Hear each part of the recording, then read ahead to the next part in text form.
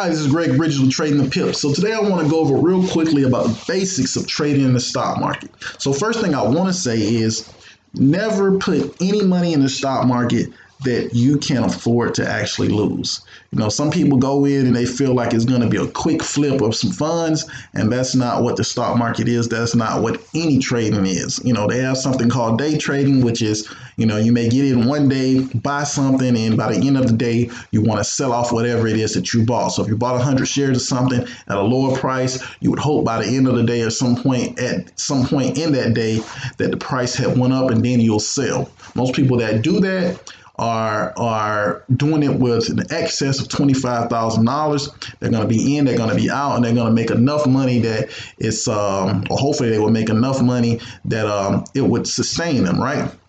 But they also get out at whatever the price is at the end of the day, you know, so they don't hold. If they're doing day trading, they don't hold. If they lost $200, you know, in that day, they get out of that position. They close their position out and they close it with the $200 loss, right? So this is not what I do. Have I day traded before? Yes. Do I do it on a regular basis? No. Majority of the time, I get in, I buy something, I do something called swing trading, which means I'm holding my trades for periods of time. I may hold them for a week, I may hold them for a month, I may even hold some things for a year. In this case, the company that I have up on the screen, GMZ, we're planning on holding this thing possibly close to a year, depending on what's going on with the coronavirus pandemic around the country, around the world, or whatever, right? Because it really has affected the market. So some of my friends basically hit me up and say, hey, you know, I don't really understand how to invest. You know, they may actually have the Robinhood app. Like I tell people, the easiest thing to do is to sign up for the Robinhood app. You can go onto Google Play. You can download it from there. It's free. You can go to I can click on the free stocks right here. You can go to my referral link. You can copy that, type it in inside your laptop or your desktop, whatever you have, and if you use my referral link, obviously you can get a free share. You can invite friends after that and get free random stock shares from them as they sign up. We'll go back to GMZ. So basically, to really harp down on the basics of buying stocks is buy low, sell high. That is the basics, you know. So what does that mean? That means that when a stock hits a certain price, I'm going to buy at this low amount. And I'll give you an example. This is yesterday's chart. GMZ dropped down to, or it probably started off, this is pre-market, at $8.81. So if a person that bought 100 shares at $8.81, they would have spent $881, right, on 100 shares of this particular Goldman Sachs fund. At 10 o'clock, the fund had went up to $8.98. By the end of the day, the fund was at 903 and it actually closed the day out at $9.07. So you had bought at $8.81, the fund closed out at $9.07. So you would have spent $881. If you would have sold at $9.07, it would be $907, right? The difference would be $28. If you see right here, it says positive 28 cents. So positive 28 cents times 100 is $28. So you would have made $28 if you had sold, would have sold at $9.07. So that's the basics of buying low and selling at a higher price. Now, I can tell you that I wouldn't have bought at $8.81. I feel like that's too high for this particular stock. It jumps back and forth all the time. Overall, it's not too high for the stock. If you're going to hold for a year's time period to try to catch it when it was all the way up at $40 a share. So $8 would be a good buy if you're planning on holding. But if you're planning on trying to get in and get out for a short period, $8 wouldn't be a good price target. So I'll give you an example. Right here, it says that I own 17 shares. Shares 17. Now, of course, I talked about this particular fund before. I used to own 120 shares in it.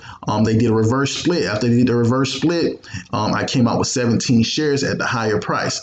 $7.55. It's my new average cost of these shares, right? So each share cost me $7.55. So total cost, $128.33. It says that my equity means the shares that I have here times the new amount, $9.07. As you can tell, it's right there, $9.07. My equity is $154.19. Yesterday's return, which it says today's return, today's market hasn't started yet, it's $4.76 or an increase in 3.19%. Total return is $25.86 or 20.15% return.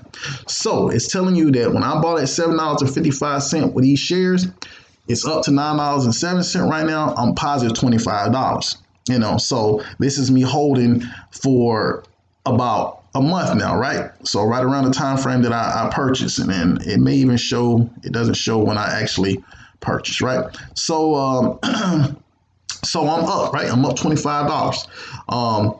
What are we planning on selling this thing at? Like I said, I bought at $7.55. Well, I only own 17 shares, which is not a lot, but I plan on trying to hold off and sell between that $40 range and maybe the 35. I say 35. I'm looking for 35, between $30 and $35. So if I click real quick and type in Google Sheets,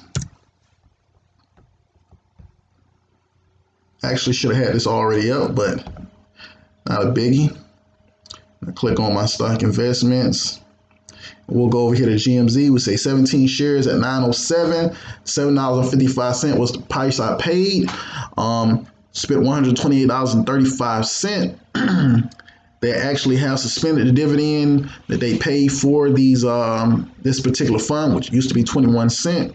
So it tells you that I would have came out originally at $14.28 on dividend payments, what they would have paid me for owning those shares. So I plan on selling at $35 right now. My expected sales price total is going to be $595, and my expected sales price profit is $466.65.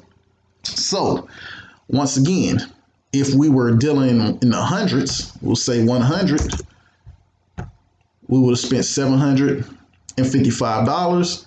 We would have had an expected sale price of $3,500, and we would have pocketed $2,745 off of 755.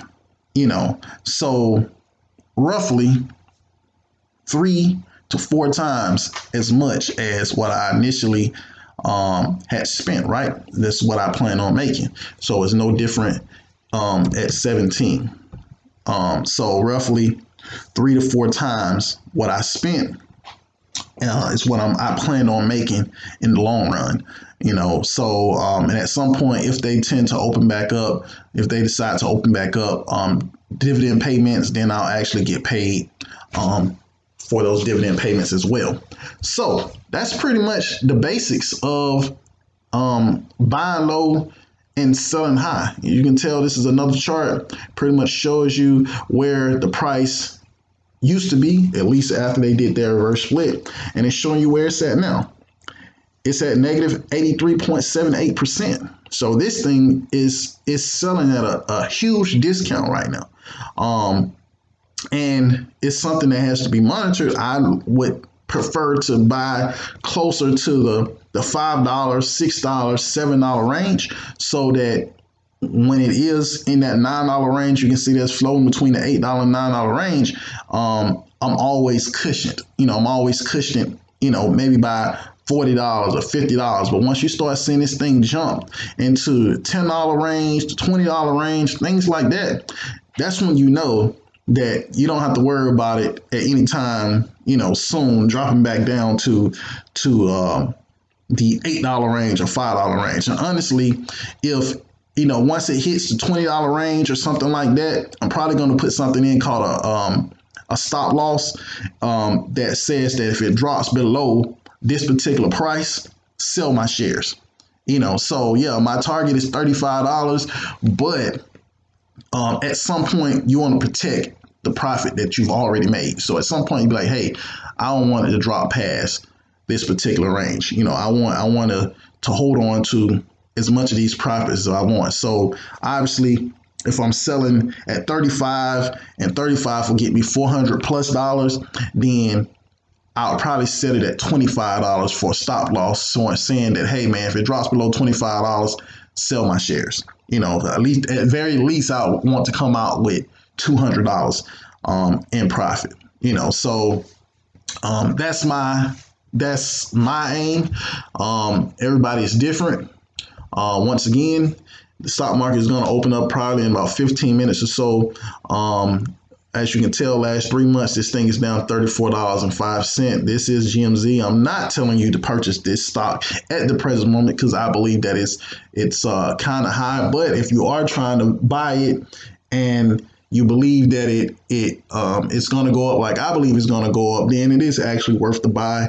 But to get better value for your buck, I would actually, pay attention to when this thing drops, and it tends to drop and go back down into the $8 range, something around that, $8.50, $8.30, things like that. I would try to catch it around that range. You'll come out better. If you can catch it in the $7 range, then it's better for you. But do I think we're going to see $7 range again? I'm not sure. I'm not sure. Like I said, one day we saw a 28-cent jump, and I'm good with what I'm looking at right now with $25.86 in profit. So hopefully you guys have learned the basics of buying low. Once again, $8.81, selling high, $9.07. 28-cent in profit times 100 shares is $28 if you own 100 shares. If you have bought 100 shares, if you have bought 1,000 shares, obviously it'd be $280 in profit. If you have bought 10,000 shares, it will be $2,800 in profit, right?